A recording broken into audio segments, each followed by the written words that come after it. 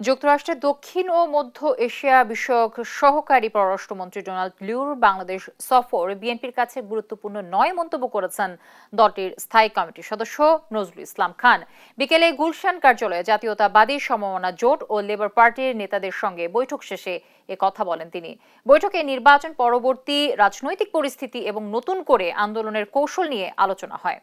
নজরুল ইসলাম খান বলেন, ডোনাল্ড লুর সফর গুরুত্বপূর্ণ নয়, দেশের সংকট নিয়ে উদ্বিগ্ন বিএনপি। যারা গণতান্ত্রিক আন্দোলনকে সমর্থন করে তাদের সাধুবাদ জানায়।